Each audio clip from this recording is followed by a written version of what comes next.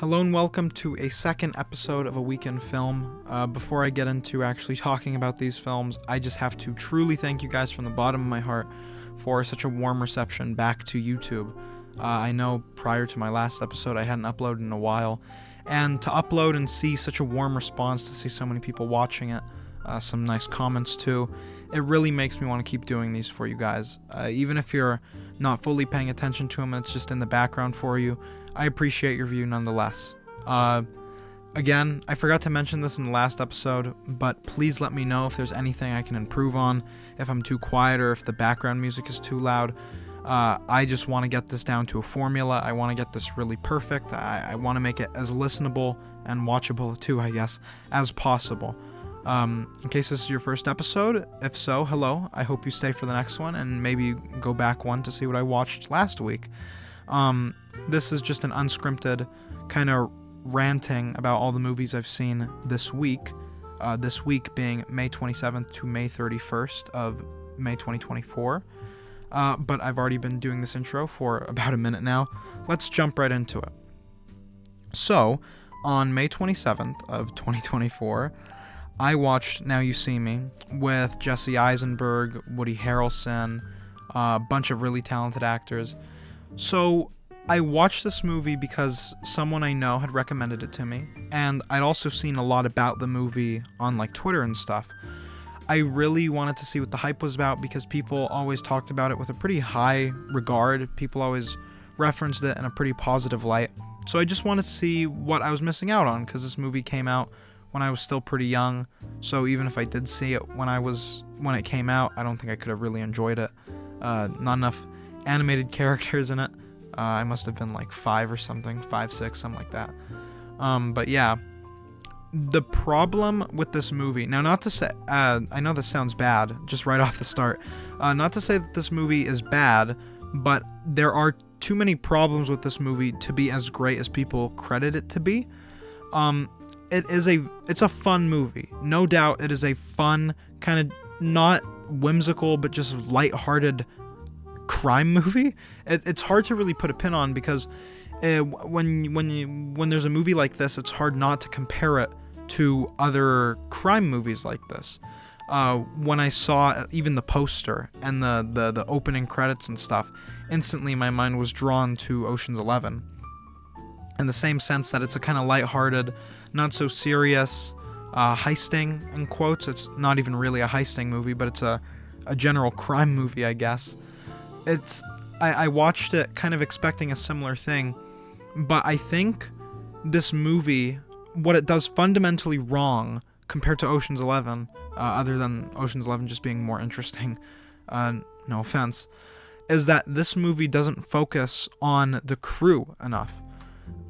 What really sucked is that the crew, like talent-wise, very good actors. Jesse Eisenberg's really good, Woody Harrelson's really good.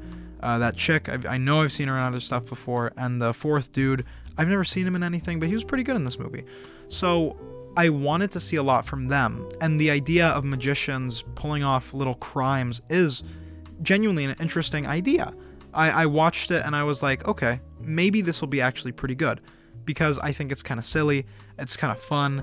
It's just like it doesn't take itself too seriously, but it's just a kind of silly thing you can enjoy. But the movie focuses too much on Mark Ruffalo's character and his French girlfriend's character, and it's hard to talk about what doesn't work about this movie without bringing up the spoiler at the end. So I might do that just near the very end. But there's just not enough good about this movie to warrant its classic status. All of the best scenes are the performances and then the getaways after. But most of the movie is not that. A lot of the movie is just Mark Ruffalo sitting in a room with his French girlfriend arguing about why he hates magic. And it sucks because the idea, I know I already said this, but the idea of magicians doing heists is really interesting. I really like that idea. And when you see all these like little tricks happening, and like I'm thinking specifically of the bubble, where the girl is in the bubble and then Jesse Eisenberg catches her on I think it's New Orleans performance. Like, there are so many whimsical little moments like that. Woody Harrelson's like mind reader like character is so interesting. And they just don't do anything with it. They do things with it.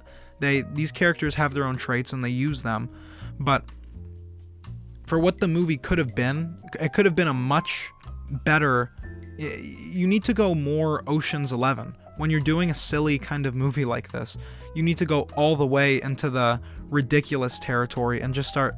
Not to say that Ocean's 11 is even ridiculous, but that movie's only as good as it is because it has 11 heisting members, and they're all, they're not all equally interesting, but they're all interesting, and they all get their own little amount of screen time, and by the end of it, you care about each person. And the actual heist that they perform is a lot more detailed. In this movie, it's literally explained away as it's magic, which works because it's a movie about magicians, but there's just so much they could have done with it. Morgan Freeman's character feels like pretty pointless in the movie. He doesn't really do anything. He kind of tricks you a couple times. You think he's one of the fifth magician or whatever. And to talk about the spoiler at the end now, you could skip forward to the next part if you want, because this is all spoiler talk from here on out. I should only be doing this with this movie, but at the ending, when they reveal that Mark Ruffalo is the son of the magician who drowned in the river, it just feels so forced, and it doesn't feel built up properly at all. Like, it feels like they were just kind of like, it's a magic movie, we need to have one more magic twist. And they got Mark Ruffalo to be the actual big bad guy in disguise, basically. For what his character was doing and for what they were all doing, it just doesn't make any sense.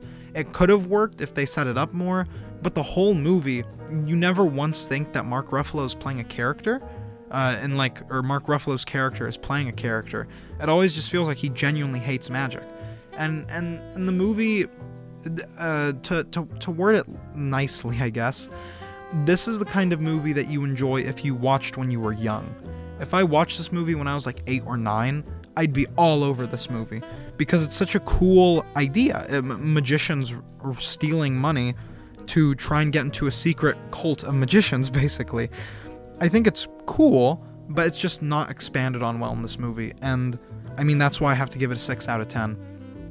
And it has that same look that every 2010s movie has.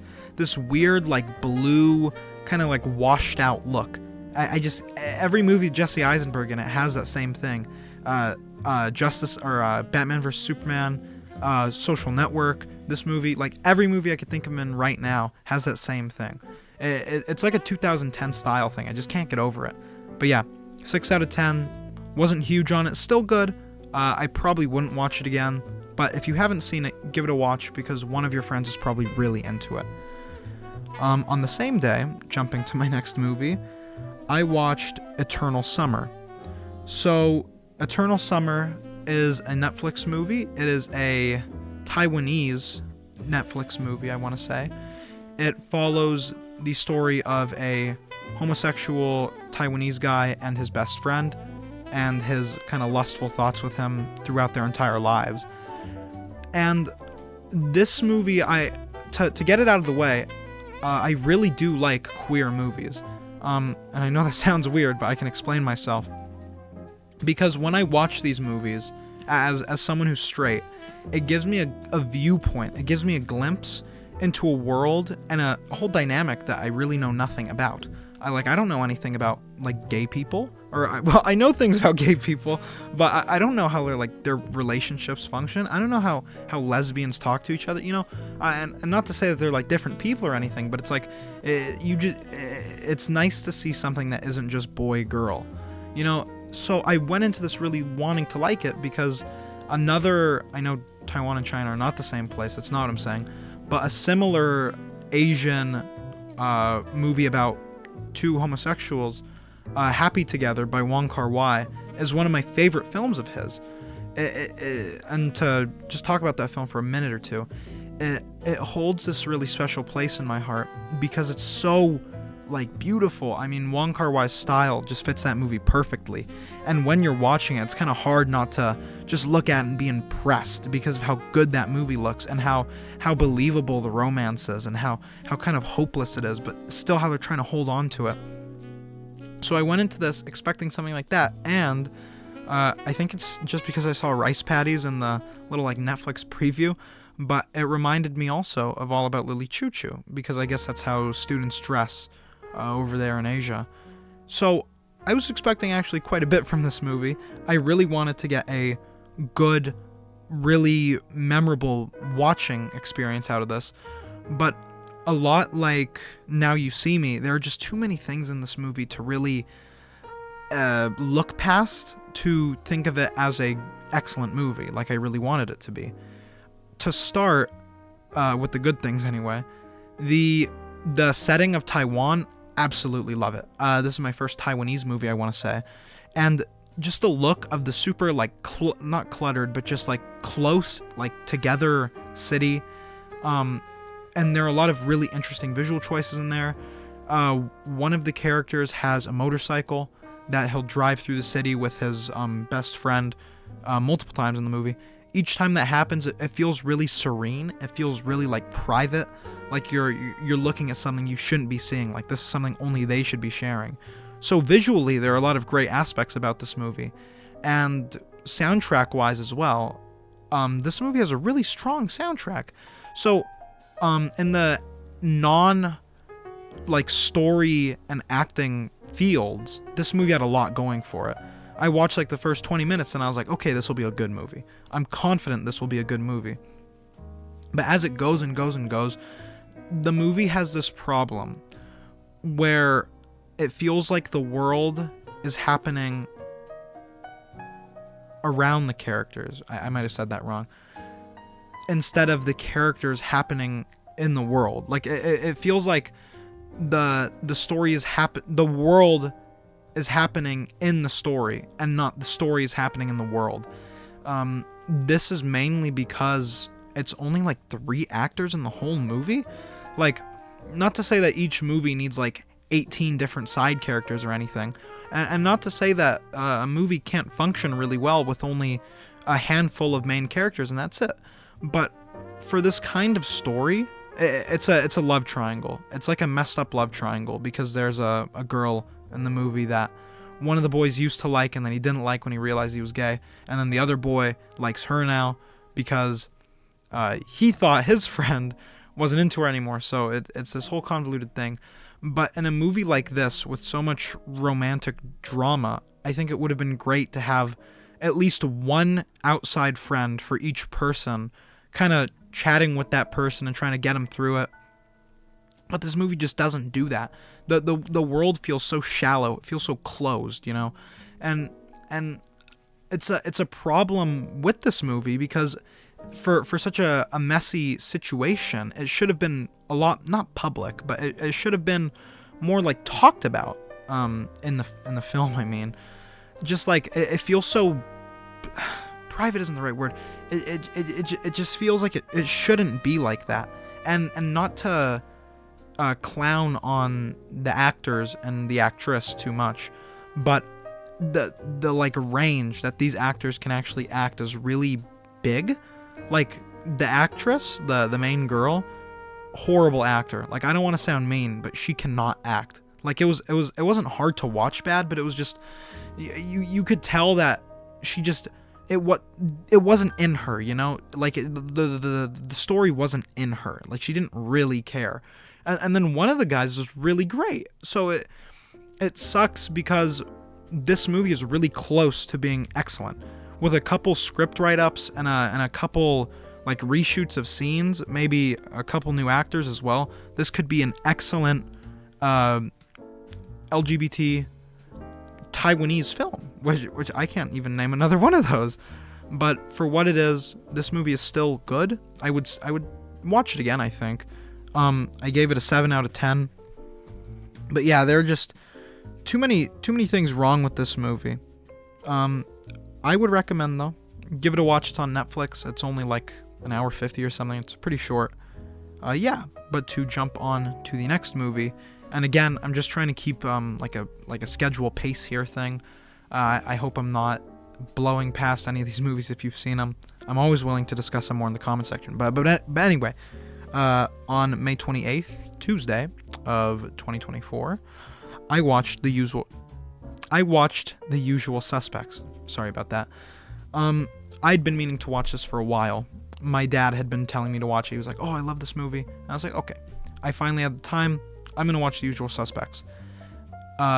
This movie is excellent. I love this movie for quite a few reasons. To start, Kevin Spacey is in this movie. He plays this... Well, I don't want to spoil it, but he plays one of the usual suspects, the title Usual Suspects. This is a mob, just a mob, like it's like a gangster movie, but these guys are kind of forced to be gangsters because of the position they were put in. Where the movie really succeeds is the technical aspects and the actors, and it's all coming back to me. I haven't seen this movie in a while, but I'm thinking about it now. Cinematography wise and like color and just the look of the movie, loved it. I love the look of these like shady mob movies. All the rooms they go in. I'm thinking of this scene where they're in the pool table room when they first meet the Asian lawyer. It just looks so visually nice. And to go to the actors now, they all feel distinct. They don't get equal screen time, and you don't really know any of them too well, except for Kevin Spacey and his friend, his main buddy. You don't really get to know any of them, but it's nice to have a cast of characters that they know each other, so you can kind of just assume that they have you can kind of assume background relationship details, which it's nice. You don't have to have everything spelled out to you. Where the movie does almost succeed really big is the non-linear storytelling. This is something I actually had a kind of issue with for quite a while in the movie, because admittedly I was not 1,000,000,000% locked in on this film. If I was, I think it would have been excellent, even better maybe. But when I was watching this film, a lot of the things kind of flew over my head. I'm really bad with names and remembering things like that in movies especially. That's why you haven't heard a single name dropped in this movie that isn't an actor's name. So I just couldn't figure out, because it happens in this weird interrogation thing where it's jumping back and forth, back and forth, back and forth. So I couldn't figure out what was before the intro and what was after it. But as soon as you realize, okay, this is all happening before this, this all just happened, but this is happening after the intro usual suspect scene and the truck heist. Once it clicks in your head that this is all after, it makes actually quite a bit of sense. And the movie's convoluted nature actually does quite a bit for its enjoyability. Because as soon as you realize this movie isn't going to just give you everything straight, you kind of start challenging yourself to think, okay, I can predict what's going to happen next. These guys are going to kill each other. This job is going to go wrong. This guy's going to be revealed to be this guy. And as it happens, and as it's being told in this story, in this interrogation setting, I guess, it feels really... It feels like it's rewarding the viewer. And to just go back to the cinematography, it's just so beautiful. They use a lot of shadows. A lot of this movie happens at night. It just looks really great. Wardrobe wise, all of the crew, they all have interesting, unique dressing styles. They all style their hair differently. I don't think Kevin Spacey even has hair, but it's just a really enjoyable mob movie. And this movie surprised me as well, because I thought for a while that this was a comedy, because I'd seen the intro scene where they're reading the line off the piece of paper and they're all just laughing. I saw a clip from, I can't remember his name right now, where it's this was all unscripted because these guys are just this funny. So I went in thinking this would be a, not lighthearted, but a comedy crime flick, comedy organized crime, COC if you would. And it wasn't. This movie is a full-on drama. These guys are their lives are on the line for these jobs, and it put a lot more stakes on the story, because I don't think I would have cared if it was a comedy, or I wouldn't have cared as much. There are a lot of scenes that stand out in my head, but the general layout of the story does feel pretty standard. My only real problem with this movie is the struggle, and this is just me. I know for a fact this is just me. But the only thing I don't really like about the movie is the struggle that I have at the start to kind of decipher what's happening. If I knew faces and names better, then I think I'd enjoy the movie a lot more. But for what it is, this is an excellent mob movie, and a crime movie more generally. It's more of a cartel movie almost. But the big twist at the end, excellent. I thought I kind of saw it coming. Near the end, you can kind of tell it's going to happen. But I really liked this movie. I gave it an 8 out of 10. They could have gone more in depth. If they went more in depth with the characters and even with the story, with some of the story beats, I think it would have been a much better movie. And it's a classic to be sure, but it could have been like an excellent classic. This is just a standard classic, which is by no means demeaning the quality of the movie, because I loved it. I really liked this movie. But on to the next. On May 28th, the same day of 2024, I watched Thelma and Louise, directed by Ridley Scott. This is, spoiler alert, my first 10 out of 10 of this video. I absolutely adored this movie. I think where it succeeds the most is just giving the viewer a fun time. It feels like it captures that true, like, road trip, just fun experience. The dynamic between the title characters, Thelma and Louise, is among the best I've ever seen in a film. I know it sounds like I'm kind of overhyping it a little, but when you watch these girls completely transform in their road trip adventure because of the inciting incident, it feels like you're changing with them.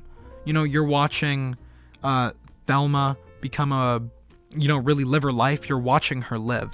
This movie is about watching people live, and it's powerful because you see how miserable these women are before, and you see how happy they are on the road, and you realize that they're not ending this road trip. Even if they go to Mexico, they're not ending this road trip. And it's kind of doomed from the start, but you still watch it hoping that there's a way that they get out, because you really like these characters. You really grow to like these characters. And maybe it's just because I really like Southern, like, I don't want to say hicks, but like I just like cowboys and cowgirls. Like the accents and the way they talk, their mannerisms, everything about them. Whenever I hear a Southern person open their mouth, I'm like, this is gonna be good. I just like it. I didn't know this was a Ridley Scott movie at first. I had no idea. I had a general idea. I saw he produced it at some point, and I was like, oh, okay, so this is probably pretty good. I don't think Ridley Scott would put his name on anything that wasn't good. But as soon as you start watching it, you get past like the first 5 scenes, and it's a Ridley Scott movie. And it's because of that unique, like, crushed color grading that he has, like the saturation or whatever. And it just looks so good in this movie. This movie does a very similar thing that Mad Max does, or Mad Max Fury Road, where the dirt, like just the dirt of the like back roads that they drive down, like pretty much the whole movie, just orange. It looks so good. I love how this movie looks. I love how just like flowing the story is. There's this really charming nature to it because it feels like there's never an end. They're constantly on the move, running from the police. I think Harvey Keitel is in this movie. I might be getting his name wrong, but he was also in Hardcore, which I watched recently. His character is really interesting because he's this genuinely sympathetic cop. You can tell he cares because he's begging these people not to send in the cavalry to go kill these poor 2 women. Or these 2 poor women.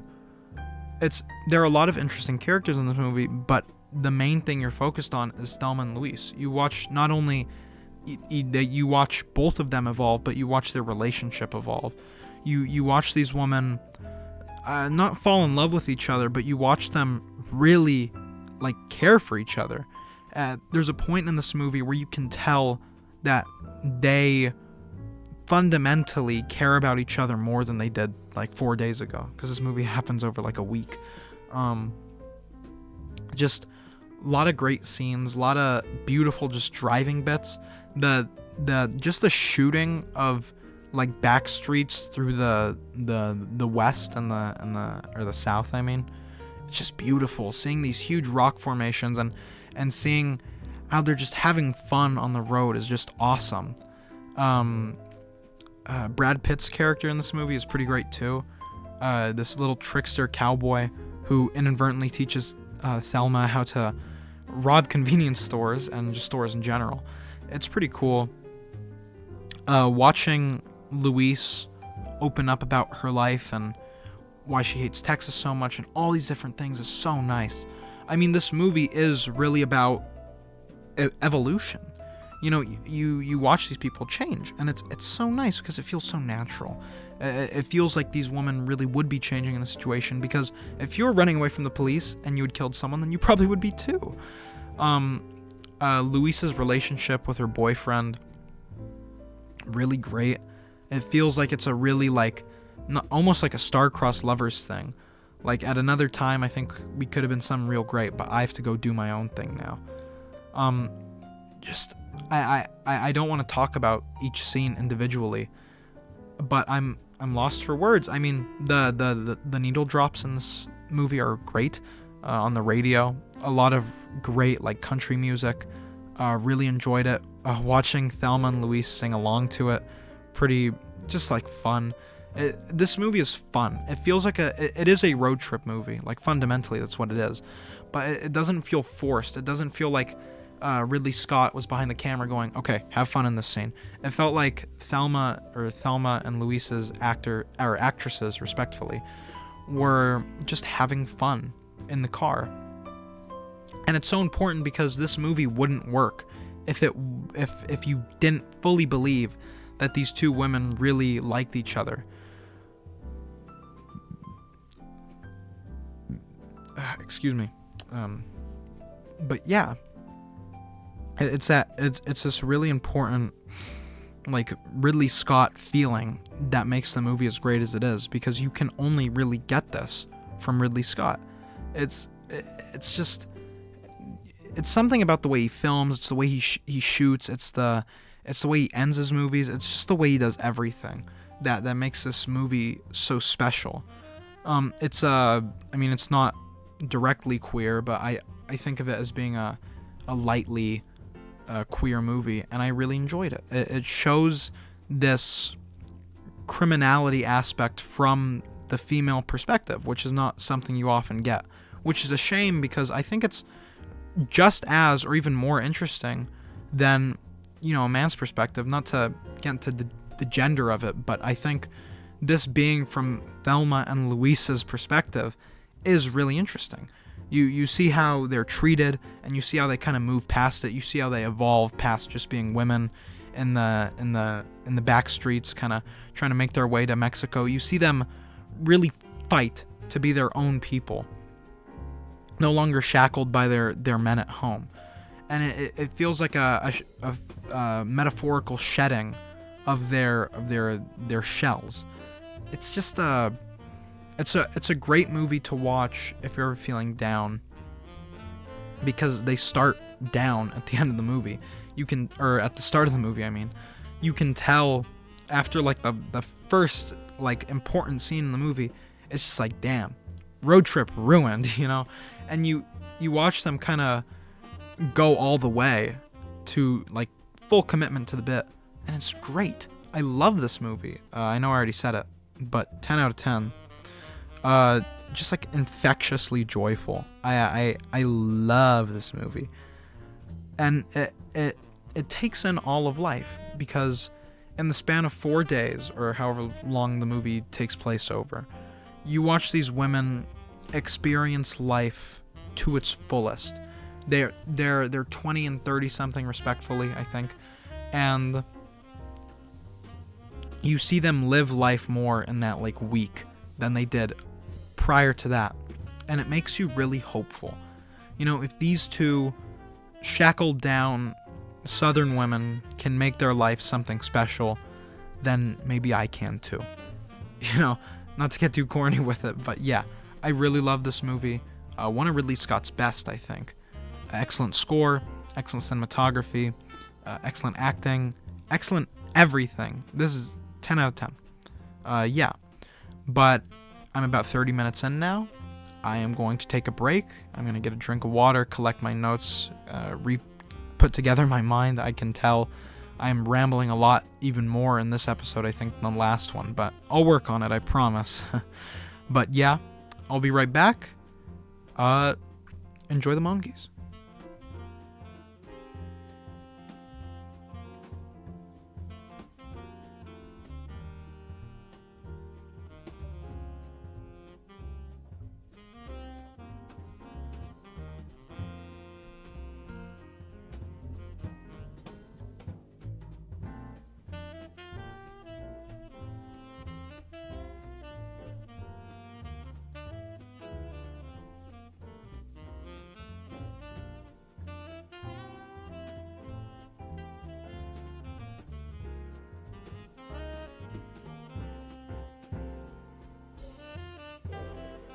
Alright guys, welcome back from the mid-break. I'm going to jump right back into it with May 29th, which is Wednesday of May 2024. I watched Tropic Thunder, directed by Ben Stiller and starring Ben Stiller. So I'd been meaning to watch Tropic Thunder for a really long time. It's one of those cult classics that I really wanted to see if it stood up to the test of time. One of the only things I really knew about it prior to jumping in was that Robert Downey Jr. did blackface for like the whole thing.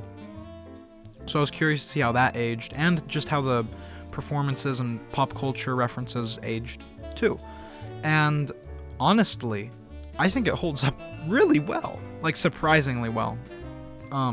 To just get it out of the way, in case it wasn't obvious, I really like this movie. I think it's hilarious, or I thought it was very funny at least.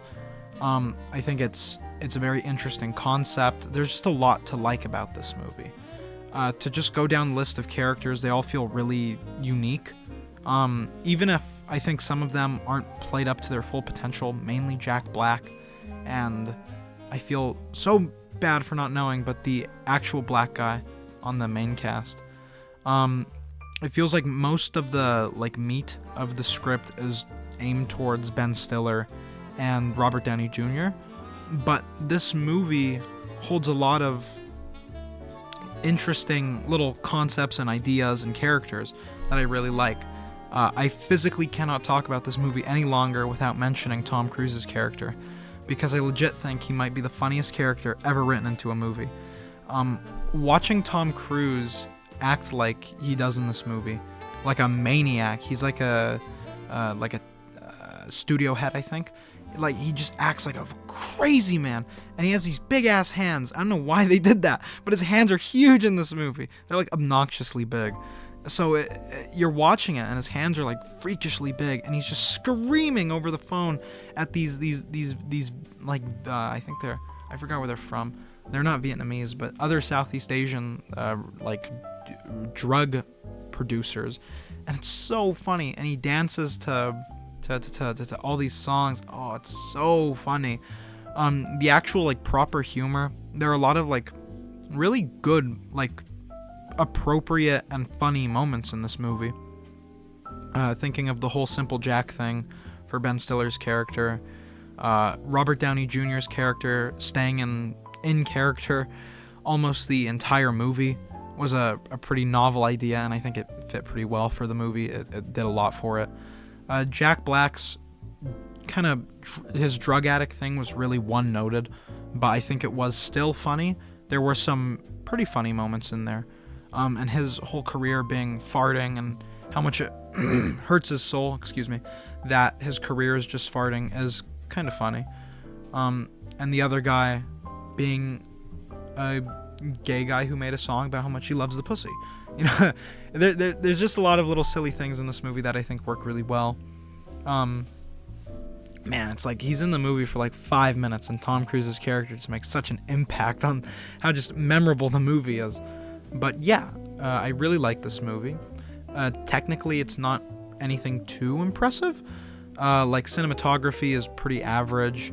I think the CG actually looks aged relatively well. I couldn't really like obnoxiously notice it any times, at least off the top of my head. The soundtrack is pretty generic. The Vietnam needle drops were pretty funny. It made me want to watch Apocalypse Now, and I would have watched Apocalypse Now the same day if it wasn't like 7 by the time I ended Tropic Thunder, because that movie is, or Apocalypse Now Redux, which is the version I want to watch, is like 3.5 hours. It's just too damn long. A lot of really great Vietnam needle drops. It parodies a lot of Vietnam War movies. Mainly, I know Platoon gets parodied pretty hard in this movie, even though I haven't seen it. There are just a lot of little like pokes and jabs at different people and little things. The completely false war veteran, pretty cool thing. The whole idea of trying to make the most expensive action film of all time is pretty novel. It's pretty funny too. Seeing those practical effects was pretty cool. And how could I forget Matthew McConaughey's character? Loved his character. He's this really active, really does not want to get fired, like talent manager for Ben Stiller. Seeing him freak out over the telecast, like there are just a lot of great moments in this movie. A lot of them from the very diverse cast. I liked pretty much all of them, even if they could have been played up a little bit better. But overall, I give Tropic Thunder an 8 out of 10. Yeah, I think it's that good. Stands up to the test of time. I'm not black, so I can't really comment on the Robert Downey Jr. thing, or at least any worthwhile comments. But yeah, if you haven't seen Tropic Thunder, definitely check it out. Good conversation starter. Pretty funny movie, too. Good parody of Vietnam War movies. Yeah. Moving on to May 30th, Thursday, I watched All Quiet on the Western Front, the 1930s version. So I think I have a very, not unique, but I stand at a place where not many people stand while watching this movie. Prior to this, I had watched the, I want to say it's 1960s remake. And then after that, I watched the 2022, I think it was, German remake, remaster, I guess, of the film. And I went into this movie wanting to like it more than both of them. Because, not to discredit the newer one, the German one, because that movie is, like, ridiculously well made. All these, like, really great practical effects and all this, like, really cool, like, just carnage. It's a very intense movie, which is what you want from a movie about arguably the most violent and horrible battle on the world stage ever. And then the 1960s or 70s remake, whenever it was made, is pretty forgettable. I just remember thinking that it was actually the original. I know quite a bit about this original, the 1930s version, that makes it better. Mainly the thing where every extra was an actual World War I vet, because 1930s, that was only like 9 or 10 years after World War I properly ended, I think. I hope that's accurate, because I'd be pretty embarrassed if it wasn't. It just makes it feel a lot more real to see actual vets acting out these like horrible things that they went through. Really great. And the whole movie, I think, is a masterpiece. I think it's the best war movie I've seen, period. I know that's a kind of a crazy statement, because there are a lot of great and classic war movies, but this movie stands ahead of all of them just because it feels so gritty. It's this horrible feeling that you can't replicate with technology, but you only get from a lack of technology. The things that come to mind are the almost entirely practical special effects, like the bunkers shaking with dirt, the mortar shells blowing like 20-foot tall towers of water out of these puddles made by prior mortar shells.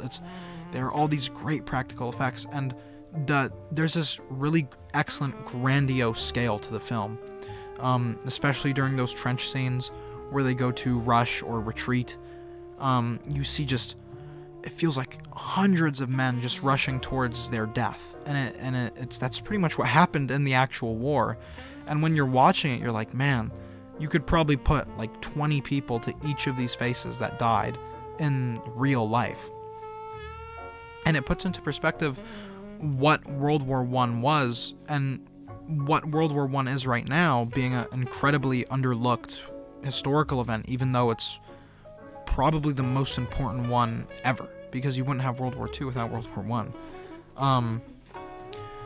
I think it's not like it was a choice. The filming in black and white was incredibly advantageous to the movie, because having the restriction of having to film in black and white makes it so that the carnage that you could normally just show with like bright red blood has to be not implied, but it has to be more like visceral. A lot of the violence in this movie just feels like horrible. It feels real. There's the iconic hands on the barbed wire. There's the guy in the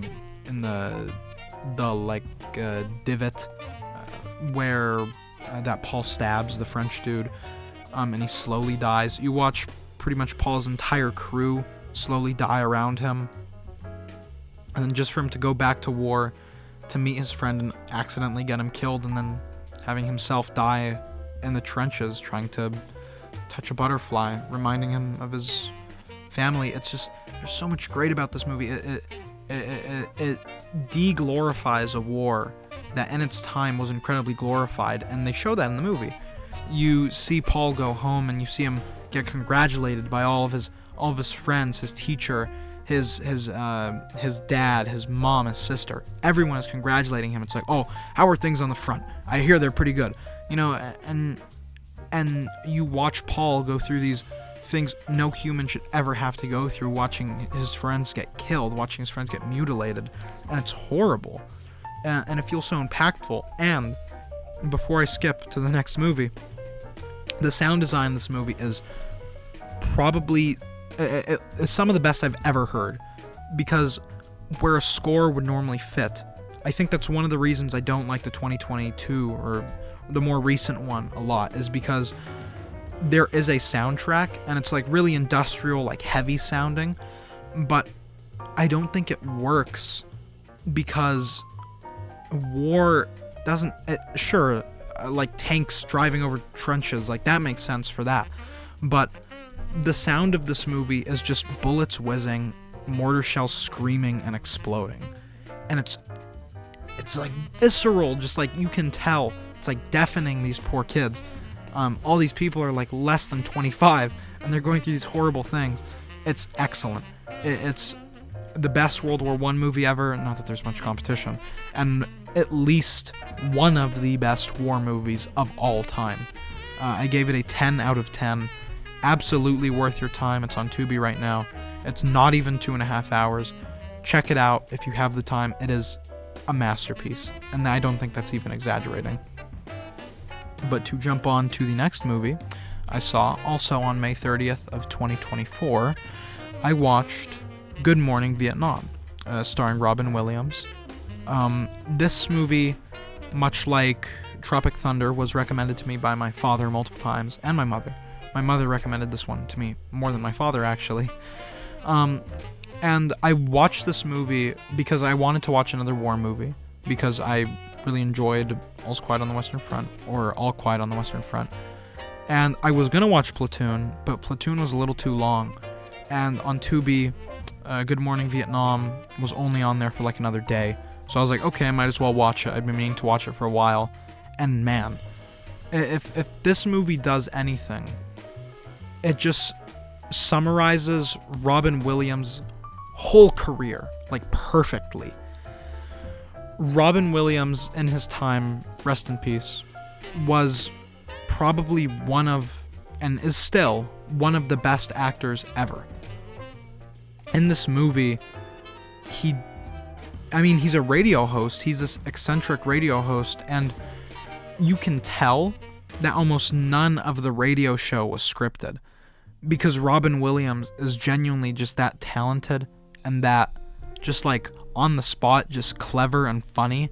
I'm thinking to the first news show he does where he screams the line, the title line, "Good morning, Vietnam," for the first time, and it's like, it's something I'd only ever heard from other people, and the title of the movie, and actually hearing Robin Williams scream it is like, wow, what a talented guy. I just, and not to, I want to harp on Robin Williams a lot because he's the only reason this movie works. He's the only reason this movie's good. That's pushing it. He's the only reason this movie is as good as it is, because you couldn't take any actor, no matter who, from any time period, and replace him for Robin Williams' role and have the movie be even a fifth as good. He just brings this natural charisma, this natural charm, this intrigue. His character's interesting. He plays his character really well. He just brings it all in. And you have to respect him for it, because he takes what was, historically, Vietnam radio operator. You hear prior to his arrival at the base how boring the radio show is, and seeing him spark life into these troops through his funny radio show it's heartwarming, and all of this to have a pretty good B plot too.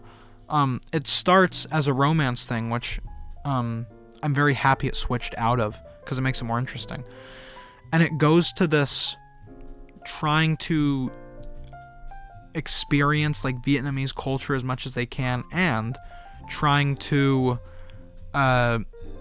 teach this classroom of Vietnamese people. And it's so sweet, because there are all these little silly funny moments with these people where he's trying to teach them phrases that Americans really say, and not, "Hello, would you direct me to the grocery store from this corner of the street, please?" He's teaching them. He's like, "Oh, you gotta flip the bird, you gotta go, hey, slip me some skin," all these little things that are just so cute. And watching these Vietnamese people kind of struggle through these words and like mutter through them, it's endearing, and it's just it makes you can't help but smile, because Robin Williams is laughing while this happens, and you're just like, you can't help but laugh with him, because he's just so charming. Cinematography of the movie I think was actually pretty solid, surprisingly. Normally, not say movies like this, but movies that do follow a more comedy-focused structure are not very technologically impressive, like with Tropic Thunder. But this movie, I think, is shot really well. I think it captures the beauty of both Vietnamese nature and the Vietnamese people. A lot of their cool little cultural things and things like that. The Needle Drops, it's a movie about a radio show host, so obviously there's some great music playing. I love the Beach Boys, so I guess I'm a little biased. The non-main characters, I'm forgetting his name. He had a funny name. The Robin Williams is like his aide. The black guy, Garlic, there you go. Garlic's character is super funny. You do watch him kind of subtly grow through the background. His commanding officers are annoying and evil to a fault. I think it's pretty good. The twins from Terminator 2 in this movie were also pretty good. But the movie really shines with that relationship that Robin Williams has with the kid, who I'm forgetting the name of because I'm not Vietnamese. You watch him foster this relationship with this kid, originally try and get with his sister, but now it's just because they're cool together. And you watch them kind of drift apart from each other for these ideological beliefs, and it's heartbreaking. And watching Robin Williams go home, having been the reason, or not the reason, but having been one of the lucky survivors because he made friends with this kid, is just, it's great. I love this movie. I gave it a 9 out of 10. Without Robin Williams, it'd be like a 4. But yeah, 9 out of 10. Definitely recommend. It is a joyride. I mean, if you want to hear Robin Williams just yell, watch this movie. Really well paced too, surprisingly enough. But yeah, on to May 31st, present day of 2024, I watched Eraserhead. Man, oh man, do I have a lot to say about Eraserhead. So this is only my second David Lynch film. This was almost my first, and I'm very happy this wasn't my first, because this movie, I think, would scar you if it was your first David Lynch movie. I watched Blue Velvet recently, which, stupendous movie. I could watch that movie 100 times. David Lynch's style is just so unique and spectacular, and I didn't know really, I hadn't seen anything about Eraserhead other than like the baby's design, or baby if you can even call it that. So going into this movie, I was really nervous because, yeah, see, my voice is even cracking now. I really wanted to enjoy this movie because I really want to love Lynch, because oh man, like seeing how, or hearing how people talk about Twin Peaks and Mulholland Drive, Inland Empire, all these excellent movies, I just really want to like him. And this movie has absolutely convinced me to like David Lynch, because Eraserhead, and I'm saying this in full sincerity, I might come off like I'm being a little pretentious or something, but Eraserhead is perhaps one of the best abstract art pieces I've ever seen.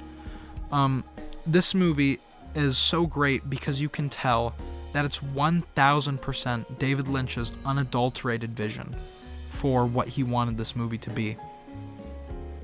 The movie's in black and white.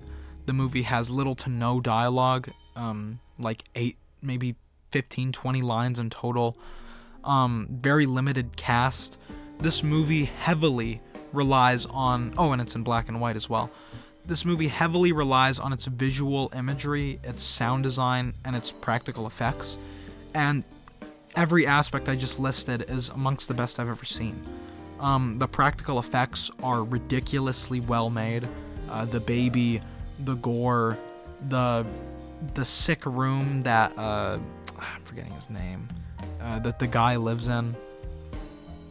The sound effects, just hearing this constantly droning, just like dread-inducing score as he just sits there in his apartment with this weird, malformed baby that his girlfriend wife had. I think I already mentioned the practical effects. The acting from the main guy is just unbelievable. He seems just so genuinely just like out of it.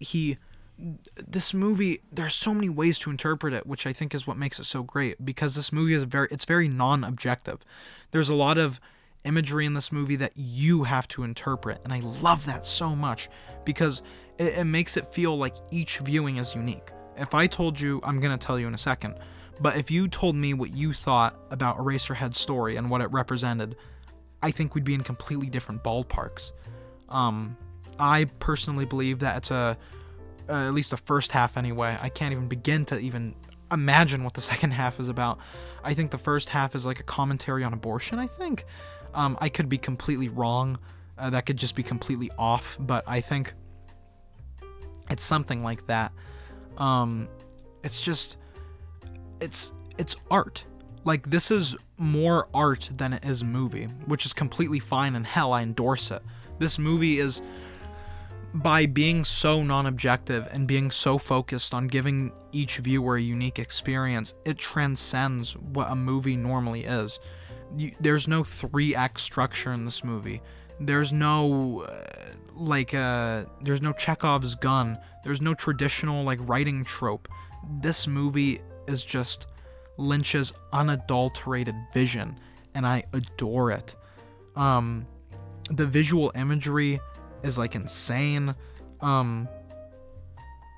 mean, it's just unbelievable. I know I keep saying it, but it is an unadulterated vision of David Lynch's sick mind. I tried to watch this movie multiple times, but I'd fallen asleep because it's only an hour long, hour 30 long, and I used to watch my movies very late. And I'm very happy that I didn't wake up any of those times and just look at the TV to see what was happening. Because if I woke up to the main guy's head being on the floor and his malformed child's head poking out of his body as his head gets turned into erasers for pencils, I think I would die. I think I'd think I was in heaven. This is just... there's no other movie like it. I don't think I could watch every movie. I mean, I'm sure there's at least one, but I could watch every movie on my watch list right now, and I don't think I'd find a single movie that hits those same emotions and just like mental states that Eraserhead does. So many just brilliant moments in that movie. I don't want to spoil it because I really urge you to go watch this movie. The lady in the radiator, his wife for like the 3 scenes she's there. The little worm that he puts out of his he takes out of his mailbox and locks in a box. Like, there's so many weird little aspects, and it's all just so. I know I can't just throw around Lynchian because I've only seen one of his movies, but there's no better term because it is just Lynchian. It's weird. It's gross. It's like, I know you probably can't compare the two because I'm not experienced with either of these people, either of these artists, but he is like a visual H.P. Lovecraft, especially in this movie, because it's just so.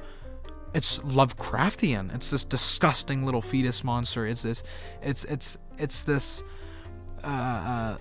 deformed lady singing in his radiator. It's this weird like relationship that he has with the mom for at least that dinner scene. There's just so much great stuff in this movie that I really think you need to watch it just so you can form your own opinion on it, because what I think of the movie can be entirely different. If you haven't seen a Lynch film before and you don't know what Eraserhead is about, you probably wouldn't. You would if you don't like film as an art form, then you would not like Eraserhead. You'd hate it because there's no path to really follow. Almost the entire movie is just the main dude in his bedroom with the weird fetus baby, like just like tripping out. But that's what makes it so great. I love this movie. I gave it a 9 out of 10. I 1000% recommend you go watch it as soon as you can, because I don't think there'll ever be another movie like this. And David Lynch, it's another one of his greats, of his 10 movies or whatever it is. I've only seen 2, but I think I still like Blue Velvet a little bit more. But this, by no means is this movie a bad movie. Yeah, 9 out of 10. Absolutely recommend. And for my final film of the second week of A Week in Film, I watched today, on May 31st, Friday of 2024, Threads, which is a English film. So, I was going, I forgot to point it out, but I completely forgot that I do Horror Thursdays, because I watched war movies yesterday, or on Thursday. So I kind of tried to make up with it today. I watched Eraserhead, which I think could definitely be constituted as horror. There's definitely a lot of violence in that movie, really just grotesque, disgusting stuff. And Threads. So Threads is a movie, it's a fictionalized scenario about what would happen if there wasn't de-escalation between the US and the USSR during like Gulf War kind of era stuff. And to get into why this movie affected me as much as it did, I need to talk about my own like personal, not beliefs, but my own personal opinions. To me, there's nothing scarier than the idea of total atomic annihilation. The idea that anyone and everything that you love can just, in the snap of your fingers, be instantly obliterated by a nuclear bomb completely out of your control scares me to no end. And I think that's why this movie almost brought me to tears. It brought me one tear, but I think that's why this movie was so effective, because it's just so. I know it's something that I will likely, hopefully anyway, will never have to think about, deal with, or experience. But watching this movie is very slow, and it has almost a mockumentary style to it. It talks about it like it's a real thing that's happening, like it happened in the past or something. There's just so much in this movie that is just horrifying to me. It starts really slow. It starts before there's even any escalation at all. And you watch everything kind of slowly just go to shit.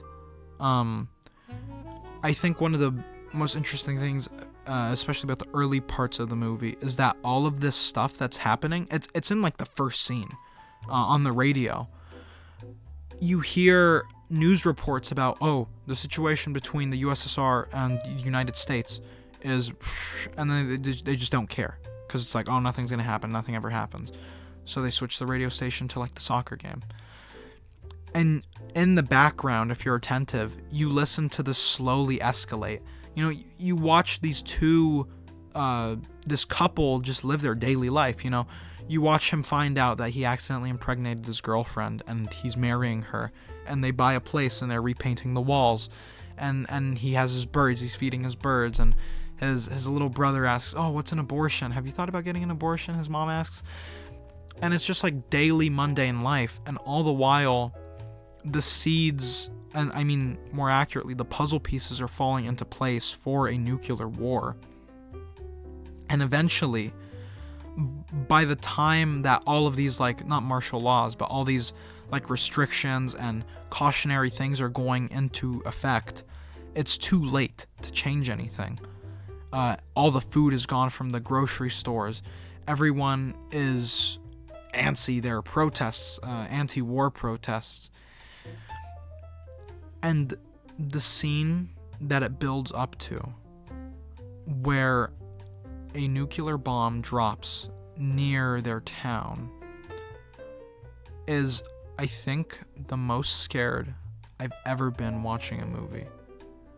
Because watching that bomb land, the bright flash, and everyone looking in astonishment that it actually happened horrifies me.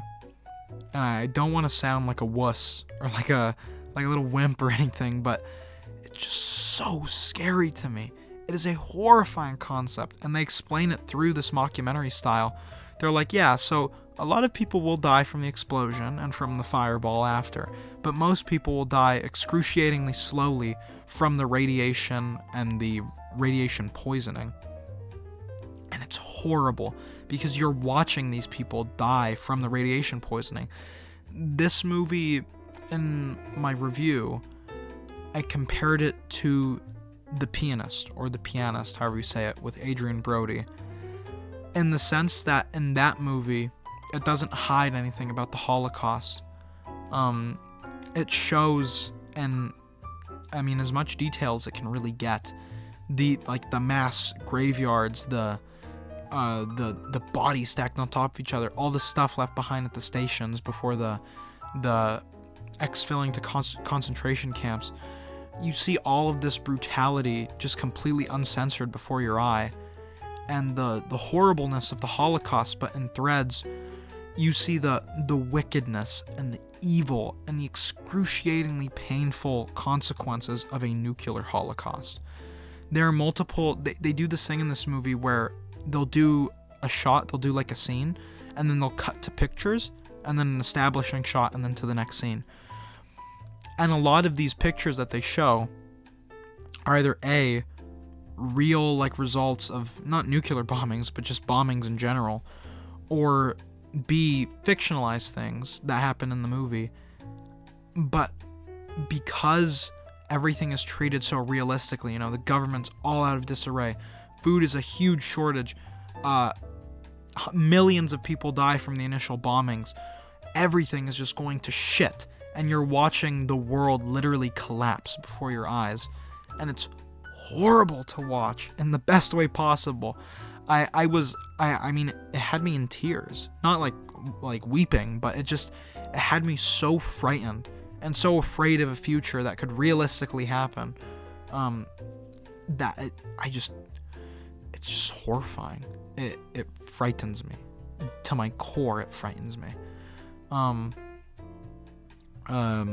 Just the cinematography, the aspect ratio. Something about the way this movie is filmed, like aspect ratio wise, and like the quality and just like the film grain, it feels almost like a personal account of the story, even though it's more of a mockumentary thing. It just feels so it just feels so personal. It feels so up close. It's in everyone's business. You're watching this poor pregnant woman venture through the wasteland and then eventually give birth just for excuse me, just for her kid to try and have birth and have the baby be dead. And in a sense, it's the end of humanity right there. You watch as the days turn into months, or the days turn into weeks, and the weeks turn into months, and the months turn into years after the initial attack, and just how destroyed society is, and how unfixable it is. It's horrible. You watch all these government officials scramble to fix things, and no food for people who are already dying. We gotta save what we have, and it's just nothing can fix this problem. And it's such a powerful movie. It's, I think, the best anti-nuclear weapons movie I've ever seen, and the best movie about the collapse of a society I've ever seen, because it shows you the before, the during, and the after. I think the only reason that it's not a 10, spoiler alert, it's an 8 from my rating. The only reason that I didn't rate it higher was because after the mother dies, or no, not even after the mother dies, after, like, because they do it in increments of like days to months to, or days to weeks to months to years since the initial bombings. After a while, it feels kind of repetitive almost. It's showing you all these different people's reactions to it, and it's showing you how society collapses as soon as order is gone and all that. It shows it really well. And I'm not crapping on the movie by any means, because it's excellent. But I think it does kind of lose some of its gusto. It's kind of hard to keep a consistent high after having a nuclear bomb scene like there is in that movie. But everything technologically, the absence of a score was just haunting. The performances, the costumes. Oh my god, the costumes. Everyone's in like tattered robes, man. It's like Metro, you know. It's just horrible. It's this uncompromisingly brutal vision about what a nuclear holocaust would do to the world, but more shown in Europe or just the UK, because it would destroy it.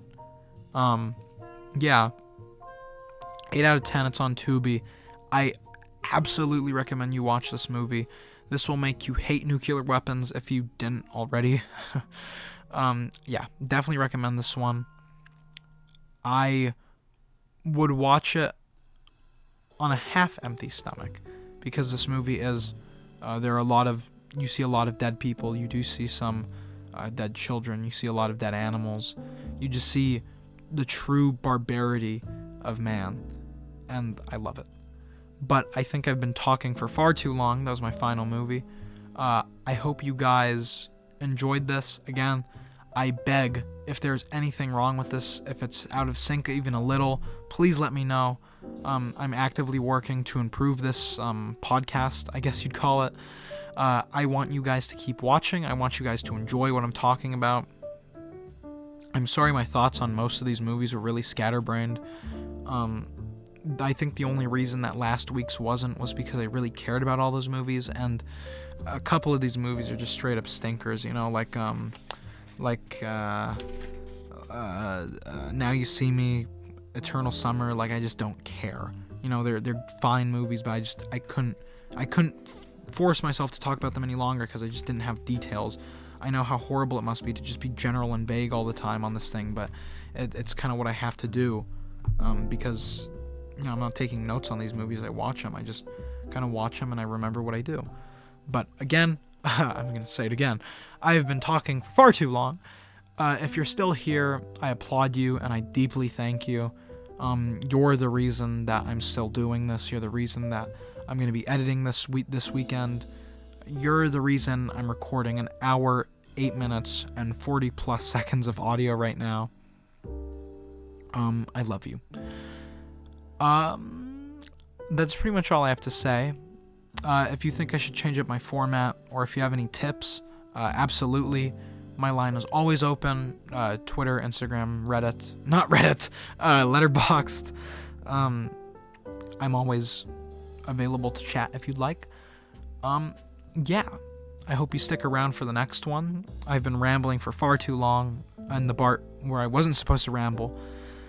Yeah, I hope you check out all these movies. I hope you enjoyed my commentary on them.